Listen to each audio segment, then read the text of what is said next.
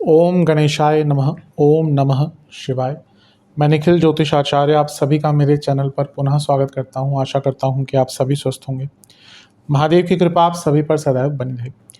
ये वीडियो वृश्चिक यानी कि स्कॉर्पियो के लिए बहुत विशेष है, क्योंकि वीडियो है बुध महाराज के राशि परिवर्तन के बारे में। बुध यानी कि मकरी राशि बदल रहे हैं। कब बदल रहे हैं? 3 अक्टूबर को, और 24 अक्टूबर 2025 तक वो आपके 12वें भाव में ही गोचर करेंगे, यानी कि तुला में।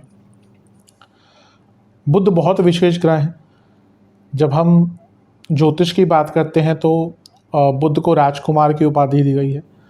वो इस कारण से भी कि कहीं ना कहीं उनके अंदर एक चंचलता भी है, चपलता भी है, लेकिन उसके साथ ही बुध बुद्धि के कारक भी हैं। इसलिए बुध की इम्पोर्टेंस कुंडली में बहुत ज़्यादा होती है। आपकी बौद्धिक क्षमता, आपकी चीज़ों को समझने की क्षमता, आप कितनी जल्दी चीज़ों को एनालाइज कर पाते हैं, मैथमेटिक्स कितना है अच्छा आपका, गणित कितना अच्छा है, व्यापारिक क्षमता, व्यापारी बुद्धि कैसी है आपकी, वाक्य पटुता, खैर वाक्य पटुता के लिए मंगल को भी देखते हैं। आपकी वाणी में आकर्षण कितना है, वाणी में क्लैरिटी कितनी है, आप कितने आराम से चीज़ों को कम्युनिकेट कर पाते हैं, आपकी राइटिंग स्किल्स, आपकी कम्युनिकेशन स्किल्स, बहुत चीज़ें कहीं ना कहीं बुध के अधीन हैं। इसलिए जब भी उनका गोचर होता है कुछ चीज़ें बदलती ही हैं। बुध एक ऐसे ग्रह हैं जो चंद्रमा के बाद सबसे तेज भागते हैं, और एक ऐसे ग्रह हैं जो सबसे ज़्यादा वक्री भी होते हैं।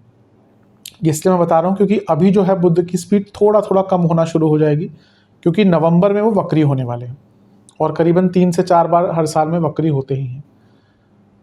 इसलिए बुध का जो गोचर होता है, उनकी स्पीड कम होना, बढ़ना, वक्री होना हमारे बौद्धिक क्षमता पर, सोचने के तरीके पर, या कहिए बुद्धि पर बहुत प्रभाव डालता है। और यहाँ पर जब बुध का गोचर हो रहा है तो वो लग्नेश मंगल के साथ भी बैठे हैं, क्योंकि मंगल 27 तारीख तक यहाँ पे रहेंगे, इसका भी अपना इम्पैक्ट होगा। और इन दोनों पर ही राहु और बृहस्पति की दृष्टि भी है, इसका भी कुछ इम्पैक्ट होगा। तो इन सभी चीज़ों की हम विवेचना करेंगे इस वीडियो में कि ये जो बुध का गोचर है वो जीवन पर क्या प्रभाव लेकर आ सकता है, अच्छा बुरा।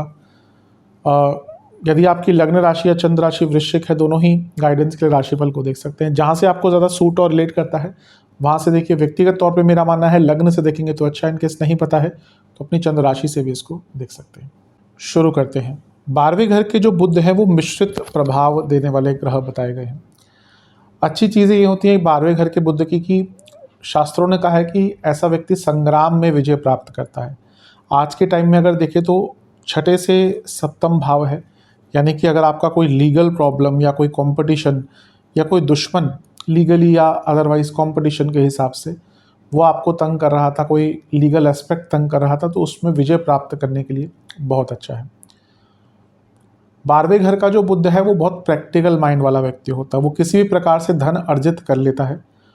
थोड़ा धूर्त भी कहा गया है उसको, यानी कि वो 2 नंबर का पैसा बहुत आराम से कमा सकता है, या किसी ना किसी तरीके से अपने धन को बढ़ा सकता है।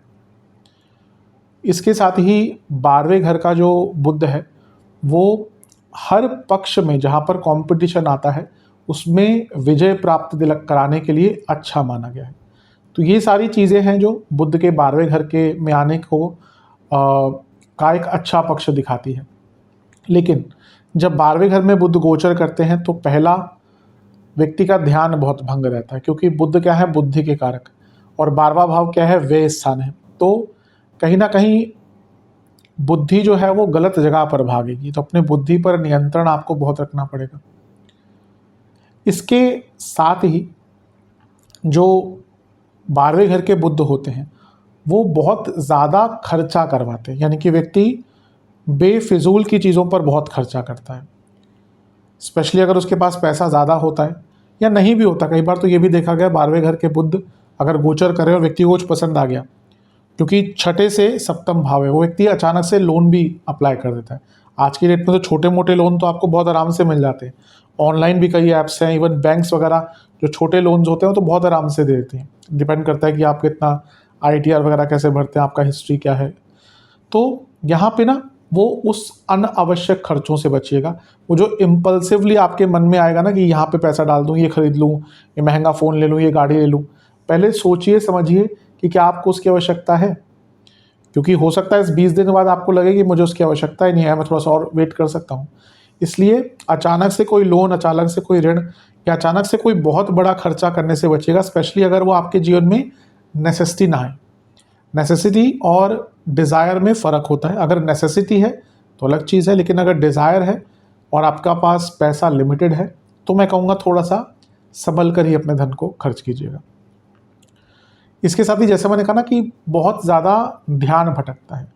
12वें घर का बुध ऐसा नहीं कि व्यक्ति बुद्धिमान नहीं होता, लेकिन वो अपनी बुद्धि को गलत जगह पर लगाता है। कई मैंने ऐसी कुंडलियाँ देखी हैं, बच्चों की भी और भी लोगों की, वो बुद्धिमान होते हैं लेकिन 12वें घर के बुध यानी कि अपनी क्षमता कहीं और खर्च करना, अपनी बौद्धिक क्षमता कहीं और खर्च करना, बुरी आदतों में, एडिक्शंस में, बाकी चीज़ों में।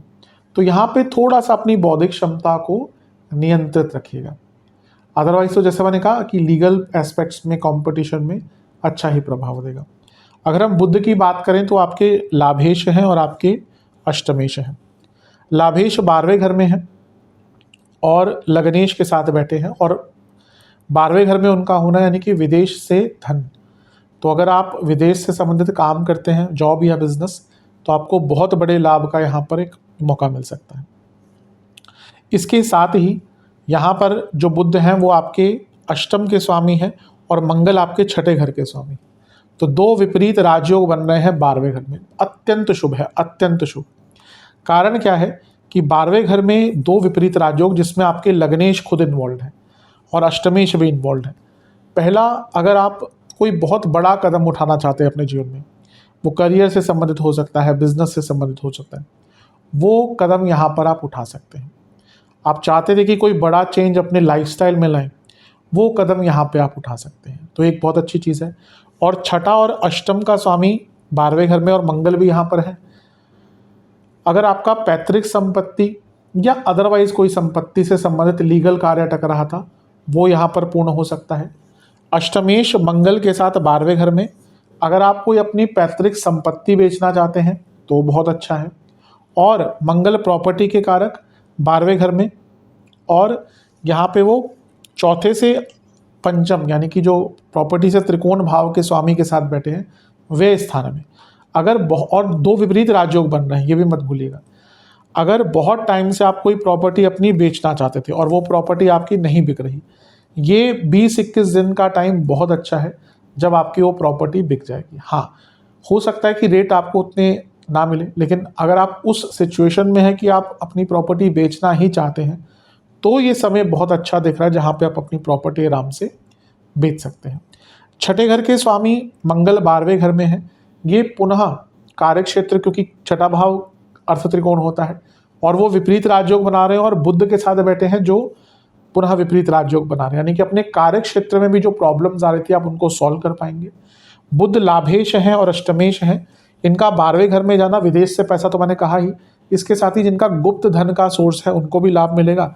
और क्योंकि सप्तम से धन और सप्तम से लक्ष्मी स्थान के स्वामी बुध विपरीत राजयोग बना रहे हैं, अगर बिजनेस में आपका कुछ काम अटक रहा था, कोई पैसा अटक रहा था, तो कार्य भी आपका यहाँ पर पूर्ण हो सकता है। तो एक प्रकार से देखा जाए, ये जो मंगल और बुध की जोड़ी है 12वें घर में, कई जगह पर आपको बहुत ज़्यादा लाभ देने वाली है। प्रॉब्लम कहाँ पे होगी? हमने मंगल की बात कर ली, चलिए 12वें घर में है। अब मंगल जब 12वें घर में है तो क्या होगा? ऑलरेडी स्टार्ट हो चुका है क्या? मंगल दोष स्टार्ट हो चुका है। अब यहाँ पे अष्टमेश भी मंगल को ज्वाइन कर लिए, तो सप्तम से छठे में जब मंगल दोष बन रहा है और बुध भी यहाँ पर आ गए, तो जो लड़ाई झगड़े हो रहे थे ना, उसका स्तर थोड़ा बढ़ जाएगा, यानी कि आर्ग्यूमेंट्स बहुत होना शुरू हो जाएंगे। तो मैरिड लाइफ पर थोड़ा सा प्रभाव। मंगल भी 12वें घर में है, लग्नेश है। ये ऑलरेडी दिखाता है कि खर्चे बहुत बढ़ने वाले हैं। मैंने बुध की जब शुरुआत कही थी तभी था कि खर्चों पर थोड़ा सा कंट्रोल कीजिएगा। तो ये महीना या ये 20 दिन आपको अपने खर्चों पर बहुत ध्यान रखना है, क्योंकि आपको पता नहीं चलेगा कब 10 के 20 और 20 के 40 और 40 के 80 हो जाएंगे खर्चे के मामले में। इस पर बहुत नियंत्रण रखिएगा। लेकिन सबसे विशेष चीज़ है कि आपके लग्नेश कहाँ पे हैं? 12वें भाव में।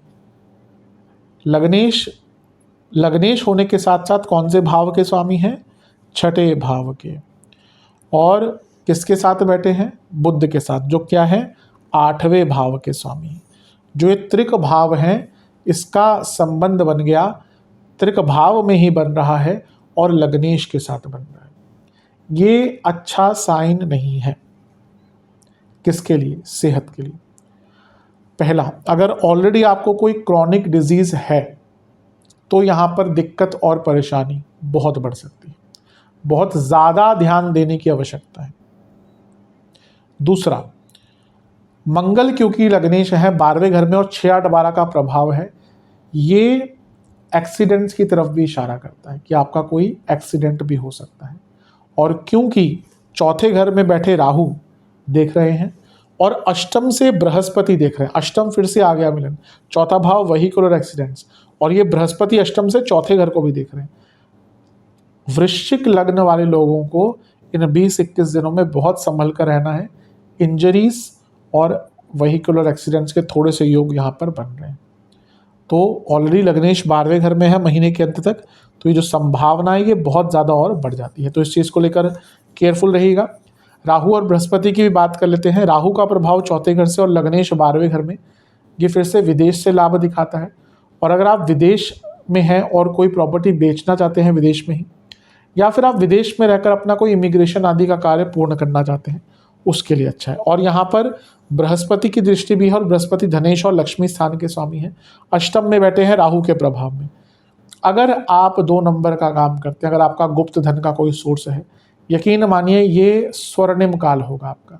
बल्कि दिवाली जो आने वाली है, सचमुच आपकी दिवाली असल में बनेगी, क्योंकि जिनका या तो विदेश से कुछ सोर्स है या फिर 2 नंबर का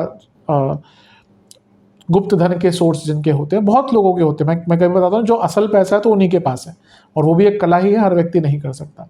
जो सच में असल पैसा है वो जो 2 नंबर का काम करते हैं उन्हीं के पास है। तो यहाँ पे बहुत तेज गति से वृद्धि आपके कार्य में हो सकती है। अब यहाँ पे ध्यान किस चीज़ का देखना, एक वर्ड ऑफ कॉशन, क्योंकि 12वें घर में बुध भी है, मैंने क्या कहा था, बौद्धिक क्षमता प्रभावित होती है। अब राहु का लालच भी है और अष्टम भाव में बैठे बृहस्पति का इम्पल्सिवनेस भी है। यहाँ पे ना कोई लालच में पड़कर आप अपने धन का नुकसान करवा सकते हैं। तो जहाँ पर पैसे डालने की बात आती है ना, वहाँ पर थोड़ा सा केयरफुल हो जाएगा। अदरवाइज तो अगर देखा जाए, ये जो गोचर हो रहा है आपका मंगल बुध का, ये कई जगह पर आपको अच्छा लाभ देगा, धन के रूप में अच्छा लाभ देगा। करियर में तो जैसे मैंने कहा, जो प्रॉब्लम्स आ रही थी उनसे निकल पाएंगे, करियर में कम्युनिकेशन बेटर हो पाएगी और अपने कार्यों को बहुत आराम से पूर्ण कर पाएंगे। और इसके साथ ही बिजनेस में भी जैसे मैंने कहा बहुत, और स्टूडेंट्स जो विदेश जाना चाहते थे, क्योंकि कारक जो है वो 12वें घर में है और लग्नेश के साथ है, जो स्टूडेंट्स विदेश जाना चाहते थे उनके लिए भी अच्छा है। बस मैरिड लाइफ पर इसका थोड़ा नेगेटिव इम्पैक्ट दिख रहा है, और सेहत पर तो काफ़ी ज़्यादा ध्यान, और इंजरीज एक्सीडेंट्स पर बहुत ज़्यादा ध्यान देने की आवश्यकता है।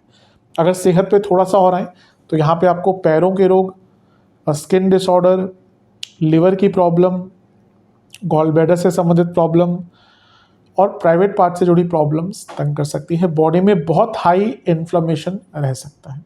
इन सब चीज़ों पर काफ़ी ध्यान देने की आपको आवश्यकता है। उपाय की बात कर लेते हैं।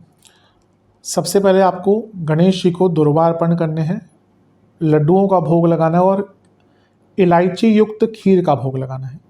2 तिल के तेल के दिए अर्पण कीजिएगा, जिसमें कुछ सफ़ेद तिल भी डाल दीजिएगा। फिर वहीं पर बैठकर ओम गजकर्णकाय नमः इसका 108 बार जाप और ओम शास्त्राय नमः इसका 108 बार जाप कीजिएगा। ये उपाय कर लेंगे, अवश्य जो बुध का गोचर है ये आपके लिए बहुत अच्छा जाएगा। आशा करता हूँ कि वीडियो काम आएगी। चैनल पर नए हैं सब्सक्राइब कीजिए, वीडियो को लाइक कीजिए। मिलता हूँ अगली वीडियो में, तब तक के लिए ओम नमः शिवाय।